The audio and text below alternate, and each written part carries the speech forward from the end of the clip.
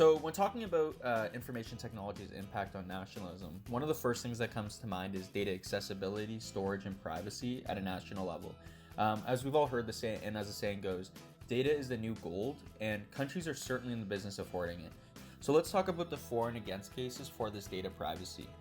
So for against, there's a ton of arguments to go against data privacy, but one that's really important to look at is how the protection and censorship of data can prevent a nation from advancing.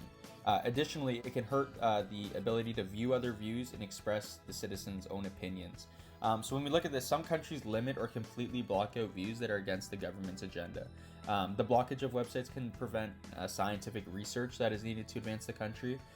For example, China and Russia have plans to remove VPNs, and this would restrict their ability to access certain research journals and educational content from other countries, thus causing harm to research and development. Additionally, by banning VPN use in these countries, you actually restrict citizens' ability to express their views to the world and hear perspectives from people outside their own country. And then another significant drawback to restricting data to only be accessible in its country of origin is that it can limit research and development with respect to epidemiology, genetics, and vaccine development.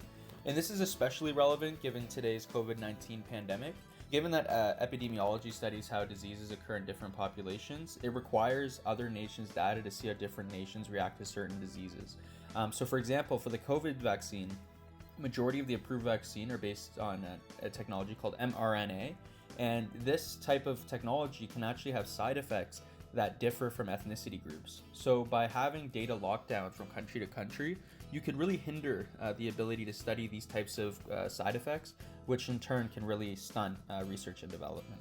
Now that we've talked about the against case for data privacy with respect to nationalism, let's start to look at the for case. So obviously, data is becoming extremely important in both the research and advancement of a country, but also in its national security. And one of the things that's important is nations protecting their own data from other nations. A modern example of this is actually the General Data Protection Regulation, otherwise known as the GDPR, that was passed in Europe. And this set of data regulations is one of the strictest in the world. Without going into too much detail, it essentially enforces that companies, even those located outside of Europe, must be extremely responsible in how they collect, maintain, and use the data that they acquire from people who live in Europe. And obviously the main advantage that comes with these regulations is that it can protect the individual privacy of people and also ensure that crucial data is not exploited by malicious parties such as other nations. To this point, another advantage that data privacy has is the protection of nation citizens from the misuse of their data in other countries, specifically as it relates to warfare. So as we know, there's a growing concern with artificial intelligence being used for military purposes, and these artificial intelligence models require a lot of data to properly be trained. And in this case, any country that has biometric data or other personal data about citizens of another country can use that to their advantage to create very dangerous weapons. Obviously, this is something that we're seeing in America, where the U.S. Department of Defense has promised to invest about $2 billion in the development of artificial intelligence for defense purposes. And this is something that a lot of countries are doing. Therefore, as a country and for their own national security, it's very crucial that data is kept in their country to keep that competitive advantage and not be victims to these attacks.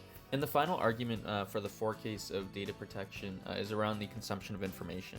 So earlier in the against argument, we mentioned that by locking down data and censoring it, you are stopping a country's citizens from freely consuming information.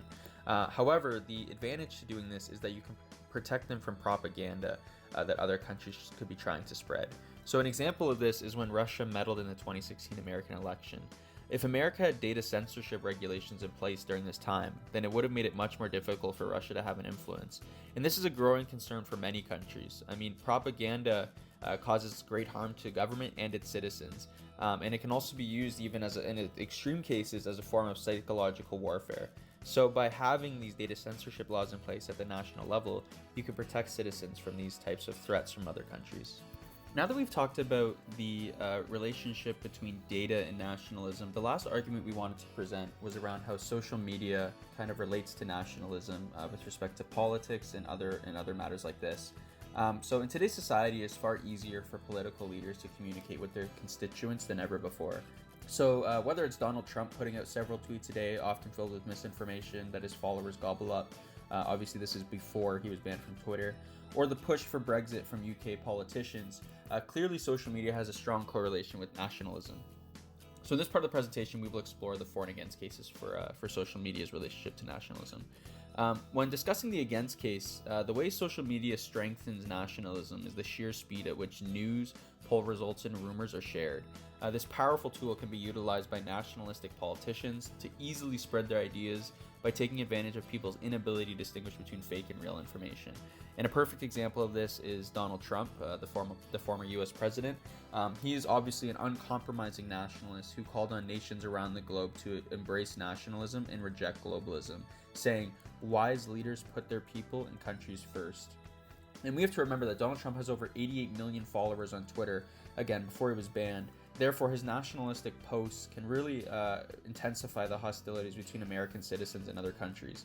A really good example of this is when, in March 16th, 2020, Donald Trump tweeted the term Chinese virus, and the online reporting forum Stop AAPI Hate received more than 650 direct reports of discrimination against primarily Asian and Asian Americans immediately following this tweet. So it's important to note here that words matter, and they often hold more weight when spoken by politicians. So in this incident, social media plays an essential role in spreading misinformation and strengthening nationalism among American citizens. So now that we've discussed the against case for social media with respect to nationalism, let's discuss the for case. So people are now able to show their support for any world issue easier than ever before. For instance, a Pew study from 2012 indicated that 32% of millennials use social media to share their opinion on government policies.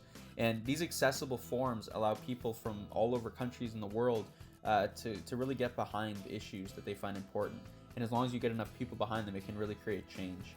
One really good example of this is with respect to climate change. A lot of us have heard the name Greta Thunberg.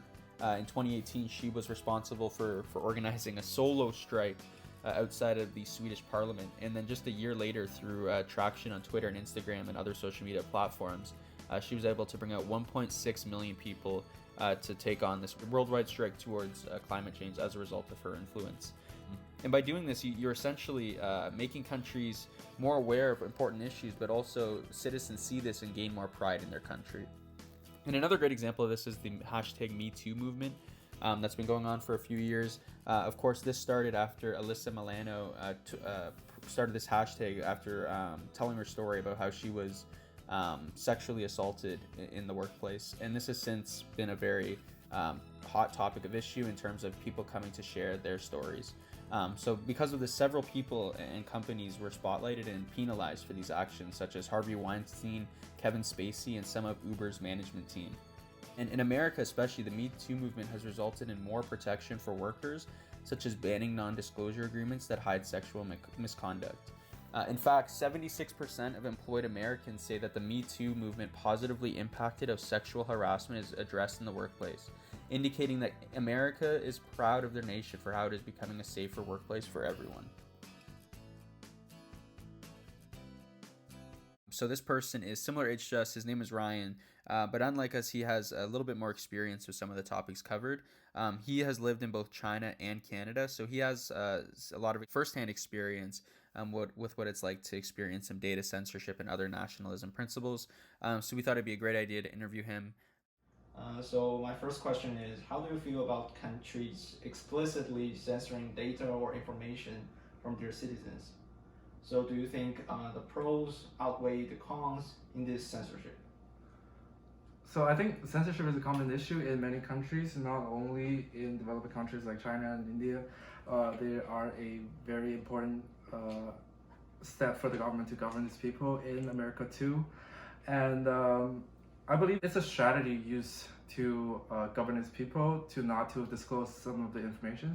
The pros and cons depends on the scenario we're talking about. And so for the example of the government of China doesn't allow people in China to go on YouTube or Google, and I believe it's their way of governing its people, because there are many citizens in China, and then it's hard to govern the people when the country doesn't allow freedom of speech. So I believe it's one of the strategies. So I think the pros outweigh its cons. So my second question is, how cautious are you when it comes to protecting your data privacy while using the internet? Would it bother you if you learned other countries were using personal data about you for their own gain? When it comes to data privacy, I'm very cautious about my personal data on the internet because I don't want people to be using it against me and or for their own goods because they're not authorized and they don't have my consent. And it would bother me if other countries are using it, as long if they are affecting my personal life. But in general, if they're not targeting me myself, I'd be okay with that.